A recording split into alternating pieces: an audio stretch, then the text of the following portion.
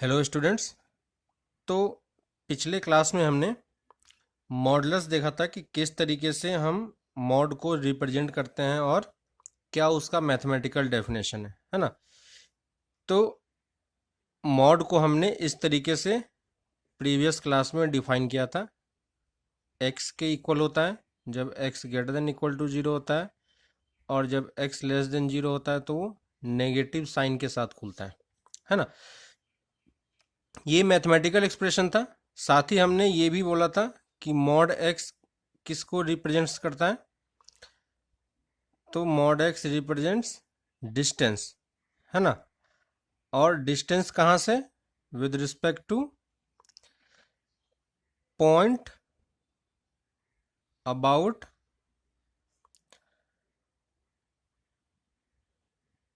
Opening, है ना। तो जिस पॉइंट के अबाउट मॉड ओपन हो रहा है ना, उस पॉइंट के अबाउट, उस पॉइंट के रिस्पेक्ट में मॉड डिस्टेंस रिप्रेजेंट करता है।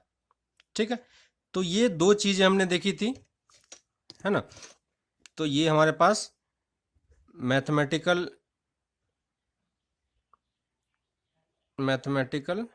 रिप्रेजेंटेशन था, है ना। और ये हमारे पास फिजिकल रिप्रेजेंटेशन है,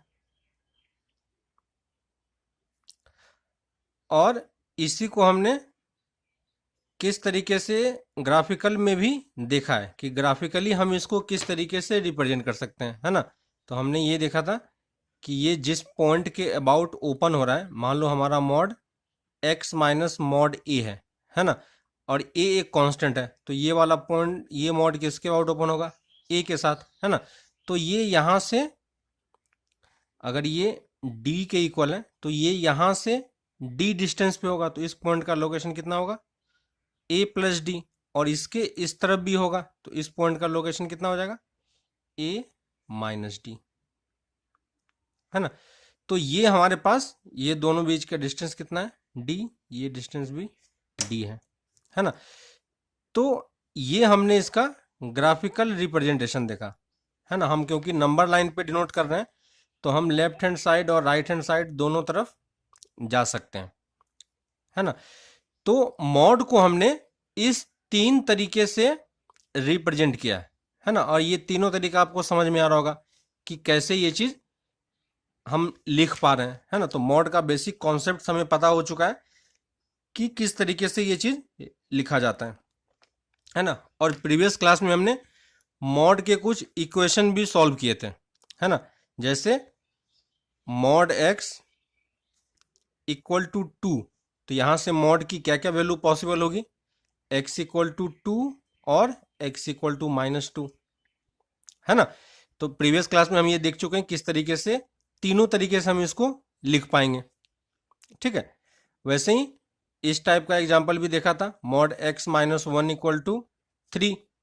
तो हमारे पास रेफरेंस पॉइंट वन है, वन से थ्री डिस्टेंस आगे जाना है, तो वन से थ्री डिस्टेंस आगे जाएंगे तो कहाँ पहुंच जाएंगे? फोर पे, है ना। और वन से थ्री डिस्टेंस पीछे जाएंगे तो थ्री डिस्टेंस पीछे कौन कौन सा पॉइंट है? तो पहला पॉइंट जीरो है, फिर माइनस वन है, और फिर माइनस टू है ना। और जब हम थ्री यूनिट पीछे आएंगे तो वन टू थ्री, तो हम कहाँ पहुंच जाएंगे? माइनस टू पे। तो हमारे पास कौन कौन सा पॉइंट हो गया? तो इसके सॉल्यूशन क्या क्या होंगे? X equal to minus two and four, है ना। ये दो पॉइंट हमारा सॉल्यूशन है, क्योंकि हम यहाँ से वन से थ्री डिस्टेंस आगे जा रहे हैं, थ्री यूनिट, और थ्री यूनिट पीछे आ रहे हैं। क्लियर? तो ये हमने देखा था, है ना। अब हम एक और एग्जाम्पल देखते हैं कि मान लो अगर किसी ने हमें ये बोला mod x equal to minus one, है ना। तो इसका सॉल्यूशन कितना होगा? एक्स की कौन सी वैल्यू सेटिस्फाई करेगी? तो क्या हम ये बता सकते हैं कि कौन सी वैल्यू सेटिस्फाई करेगी, कौन सी वैल्यू सेटिस्फाई नहीं करेगी, है ना। तो सबसे बेसिक चीज हमें ये देखना है कि मॉड को हमने, जो प्रीवियस क्वेश्चन था mod x equal to two, तो हमने प्लस माइनस टू के साथ दोनों आंसर लिखा।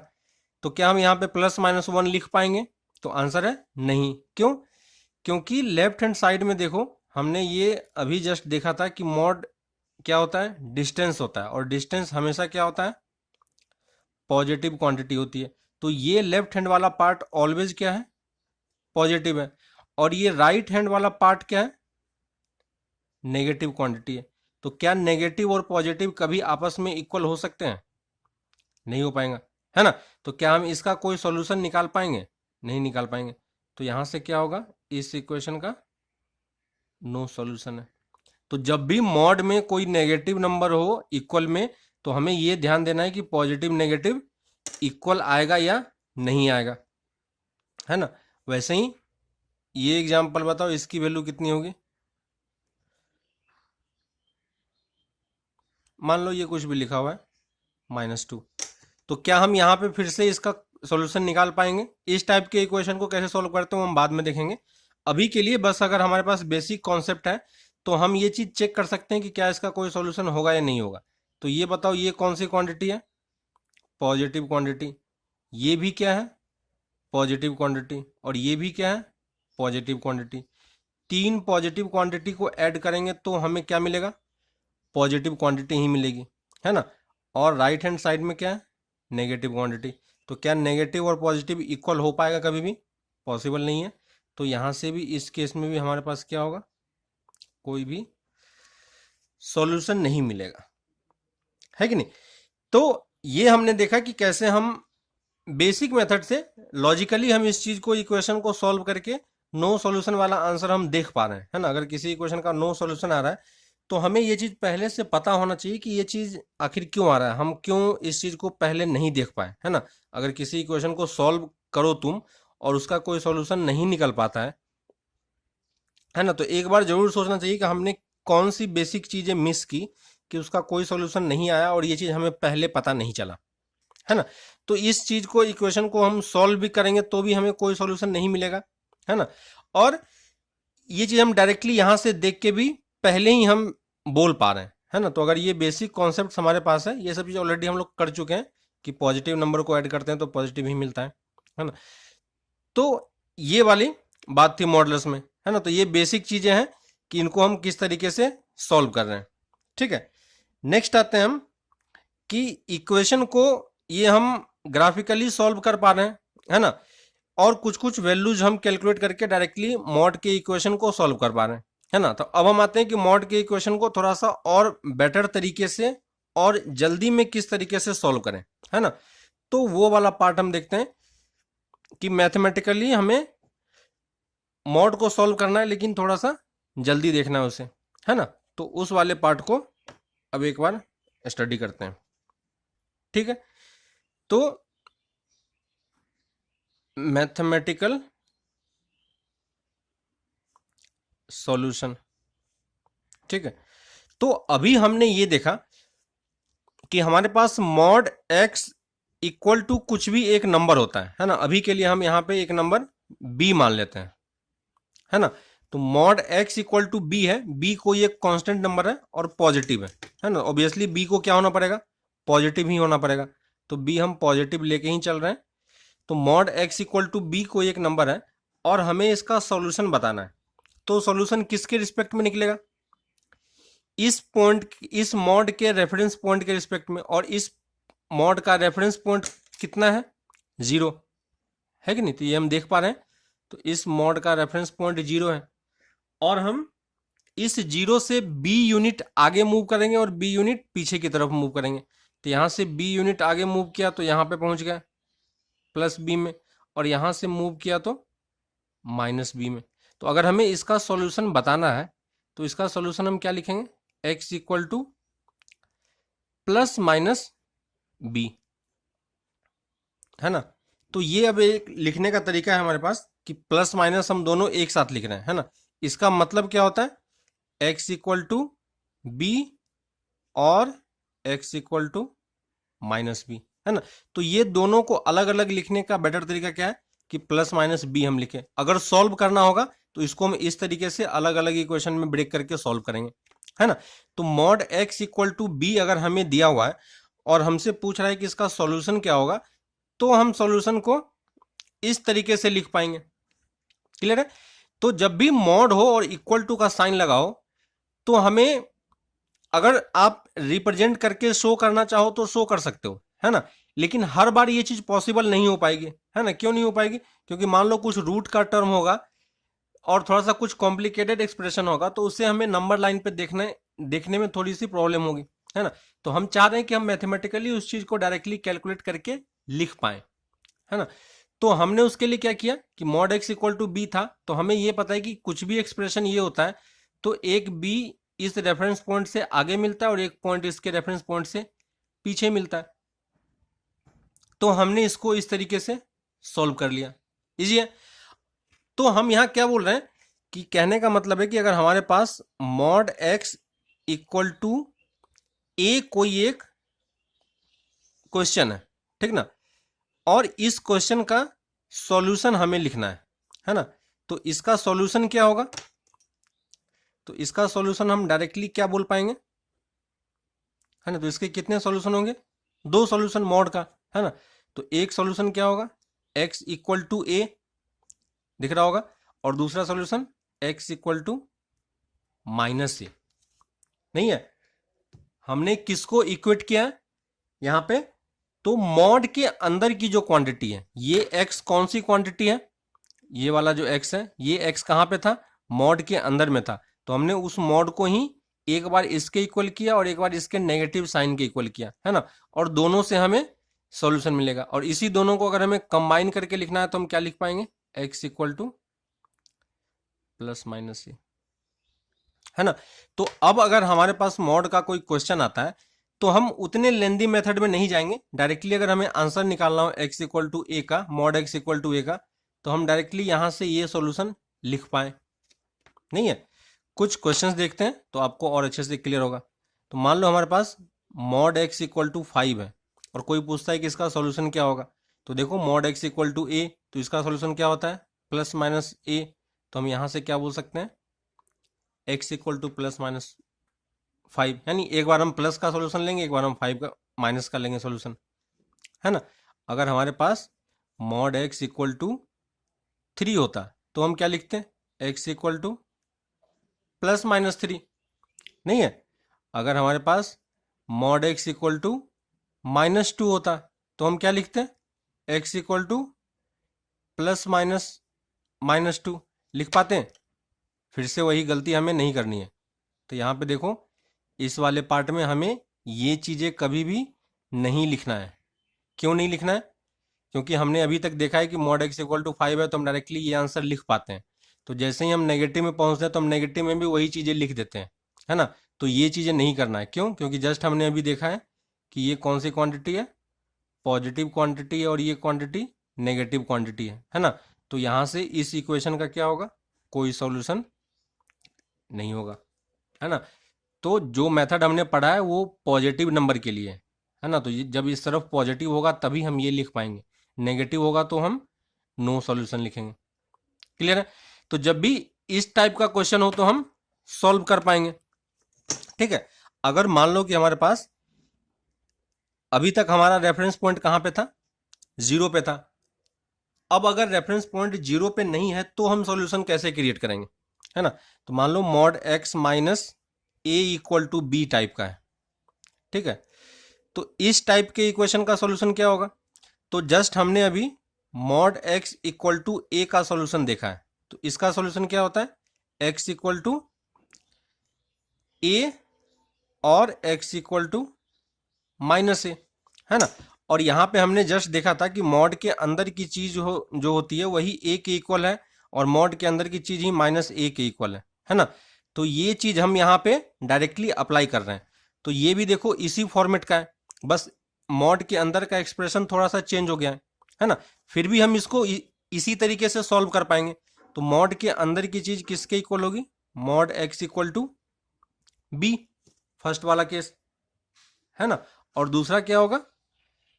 और x minus A equal to b, second वाला पार्ट। क्लियर हो रहा होगा। और यहां से x की वैल्यू कितनी आएगी? तो a को उस तरफ लेके जाएंगे तो a प्लस बी, और दूसरे वाले पार्ट से a माइनस बी, यहां पे माइनस होगा, है ना। तो a माइनस बी, और इस दोनों को कंबाइन करके लिखे तो हम क्या लिख सकते हैं, a प्लस माइनस बी। नहीं है, एक बार हम प्लस के साइन के साथ लेंगे तो ये वाला मिलेगा, माइनस साइन के साथ लेंगे तो ये वाला मिलेगा। तो अगर x minus A mod b है तो हमारा आंसर किस फॉर्मेट का होना चाहिए, x equal to a plus minus b, है ना। लेकिन हमें सोचना इसी टर्म में, ठीक है। तो एग्जाम्पल देखते हैं कुछ, कि मान लो हमारे पास mod x minus one equal to 5 है ना।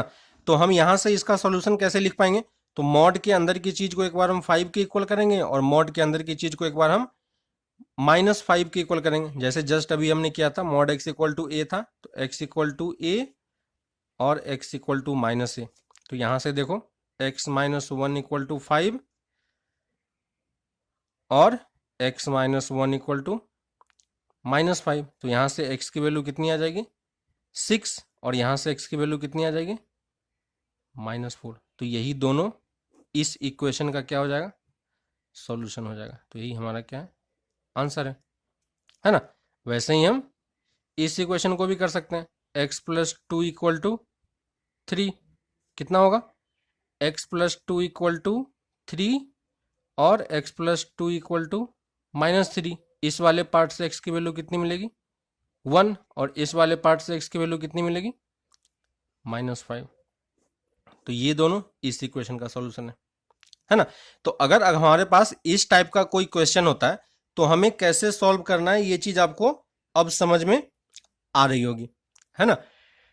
कुछ और एग्जांपल्स देखते हैं तो आपको ये और अच्छे तरीके से क्लियर होगा, ठीक है। तो एक और एग्जांपल लेते हैं, mod x minus 5 equal to 3। कैसे लिखेंगे, x माइनस 5 इक्वल टू 3 और x माइनस 5 इक्वल टू -3। इस वाले पार्ट से कितना सॉल्यूशन आएगा, 8, और इस वाले पार्ट से 2, है ना। तो ये दोनों सॉल्यूशन इस इक्वेशन का है ना। तो मॉड के क्वेश्चन को कैसे सॉल्व करना है ये आपको अब आइडिया लग रहा होगा, है ना। जैसे x माइनस 3 इक्वल टू 2 है, तो ये सॉल्यूशन हम कैसे लिखेंगे, क्या करना होगा, x माइनस 3 इक्वल टू 2 और x माइनस 3 इक्वल टू -2। इस वाले पार्ट से सॉल्यूशन कितना आएगा, 5, और इस वाले पार्ट से 1, है ना। तो अब हम उस कॉम्प्लिकेटेड प्रोसेस में नहीं जा रहे हैं जहां पे हम नंबर लाइन पर ड्रॉ करके डिस्टेंस आगे मूव करते थे, क्योंकि उसमें काउंटिंग करने में दिक्कत होगी, है ना। अब मान लो हमारे पास ये ऐसा भी कुछ क्वेश्चन होगा, mod x minus 50 equal to 100, तो भी हम इसको सॉल्व कर पाएंगे। तो अब हमें नंबर लाइन पे प्लॉट करके देखने की जरूरत नहीं है, तो हम डायरेक्टली कितना लिख पाएंगे, x minus 50 equal to 100 and x minus 50 equal to -100। यहां से x की वैल्यू कितनी आ जाएगी, 150, और यहां से -50, है ना। तो ये दोनों इस इक्वेशन का सॉल्यूशन है। तो ये प्रोसेस जो हमारे पास है, ये चीज हम डायरेक्टली मैथमेटिकल मेथड से अगर हम सॉल्व कर रहे हैं तो हमारा आंसर थोड़ा सा जल्दी निकल के आ रहा है ना। तो इस टाइप के मैथमेटिकल क्वेश्चन में हमें क्वेश्चन फास्ट करने का हैबिट होना चाहिए, है ना। मॉड का अगर इस टाइप का क्वेश्चन है तो हम डायरेक्टली आंसर देख पाए और जल्दी से जल्दी सॉल्यूशन हम लिख पाए, है ना। स्टार्टिंग में थोड़ी सी प्रॉब्लम होगी, लेकिन कोई बात नहीं, अभी आप जितना टाइम लेना है हम ले सकते हैं, है ना। तो बस हमें कॉन्सेप्ट अभी सीखना है, ठीक है।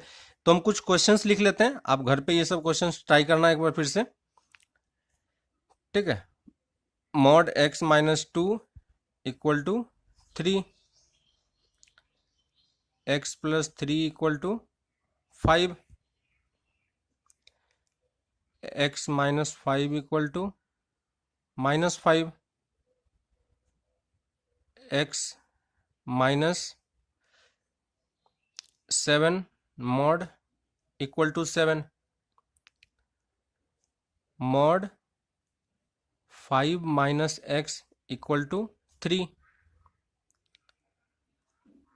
Mod 9 minus 2x equal to 3,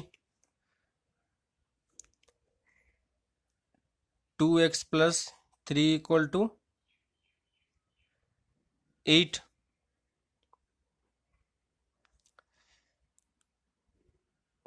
3x -7 equal to -2, है ना। तो ये 7-8 क्वेश्चन है, आप ये सारे क्वेश्चंस ट्राई करो एक बार फिर से, जो हमने अभी मेथड सीखा है ना। तो जब भी हमारे पास mod x equal to a हो तो इसका सॉल्यूशन हम किस तरीके से लिखेंगे, x इक्वल टू a और x इक्वल टू -a, है ना। तो बस हमें ये ध्यान रखना है कि ये x जो है ये मॉड के अंदर वाला पार्ट है ना। तो मॉड के अंदर कुछ और क्वांटिटी भी हो तो भी हमको उसको उसी के इक्वल करना है ना। तो मॉड के अंदर की पूरी क्वांटिटी को 7 के इक्वल कर दो, क्लियर है। तो ये मेथड था हमारे पास। तो अभी तक हमने जो सीखा उसमें हमने सिर्फ सिंगल मॉड के क्वेश्चन सॉल्व किए, है ना। हमने सिर्फ सिंगल मॉड के क्वेश्चन सॉल्व किए हैं। सिंगल मॉड मतलब कि ये हमारे पास एक ही मॉड था, यहां पे भी देखो एक ही मॉड है, हर एक क्वेश्चन में हमारे पास एक ही मॉड है।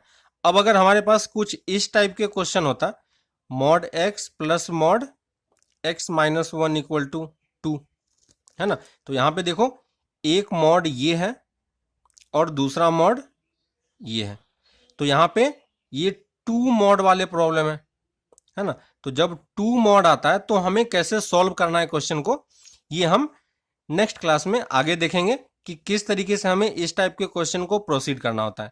लेकिन ये समझने के लिए हमें पहले सिंगल मॉड वाले क्वेश्चन अच्छे तरीके से समझ में आने चाहिए, है कि नहीं। कि सिंगल मॉड के क्वेश्चन को आप जितने अच्छे तरीके से और जल्दी समझ के सॉल्व कर पाओगे, डबल मॉड के क्वेश्चन या इसके बाद 2 मॉड 3 मॉड 4 मॉड कितने भी मॉड हो हम क्वेश्चन को सॉल्व कर पाएंगे, है ना। तो नेक्स्ट क्लास में हम आगे डबल मॉड के क्वेश्चन देखेंगे कि डबल मॉड जब आता है तो हमें क्या करना होता है। अभी के लिए आप ये सारे क्वेश्चंस ट्राई करो, पीछे के कॉन्सेप्ट्स को एक बार फिर से रिवाइज करो, है ना। और उसके बाद हम आगे नेक्स्ट क्लास में फिर डिस्कस करेंगे कि 2 मॉड के क्वेश्चन या 2 मॉड से ज़्यादा मॉड के क्वेश्चन को हम किस तरीके से सॉल्व कर सकते हैं, है ना। इसके अलावा अगर आपको कहीं भी कुछ डाउट्स आ रहा हो किसी भी चैप्टर में किसी भी टॉपिक्स में, है ना, तो आप वो क्वेश्चंस पूछ सकते हो। आप ग्रुप में होगे तो उस ग्रुप में आप मैसेज डाल सकते हो, है ना। लेकिन जो भी डाउट्स है कभी भी उसको हमें होल्ड पे नहीं रखना है। किसी भी टाइप का डाउट्स है, चाहे वो छोटा से छोटा क्वेश्चन हो या किसी टाइप का भी आपको लगे कि ये तो ऑब्वियस चीज़ है ना, तो यहाँ पे अभी हमें ऑब्वियस लेके कुछ भी नहीं चलना है। अगर हमें समझ में नहीं आ रहा है तो या तो अपने आप दोस्तों से डिस्कस करो कि ये चीज़ कैसे हुआ क्या हुआ। अगर फिर भी समझ में नहीं आ रहा है तो आप डायरेक्टली क्वेश्चंस पूछ सकते हो, ठीक ना। क्योंकि अगर अभी आप क्वेश्चन होल्ड करके रखते हो या जो भी डाउट्स वगैरह आप होल्ड करके रखते हो कि हम बाद में कर लेंगे, तो फिर आपको वो क्वेश्चन फिर कभी सॉल्व ही नहीं हो पाता है ना। आपके पास इतना टाइम दोबारा नहीं मिलेगा कि आप पिछले वाले चीज़ों को रिवाइज कर पाओ। तो जब भी हम किसी भी सब्जेक्ट में जब भी कोई डाउट हो तो उसको हम वहीं पे डिस्कस कर लेने का ट्राई करते हैं कि वो चीज़ें वहीं पे सॉल्व हो जाए, है ना। तो नेक्स्ट क्लास में हम लोग फिर मिलते हैं अगले टॉपिक के साथ। तब तक के लिए आप ये सब क्वेश्चंस ट्राई करो अच्छे से, ठीक है। तो फिर नेक्स्ट क्लास में मिलते हैं। Okay, bye.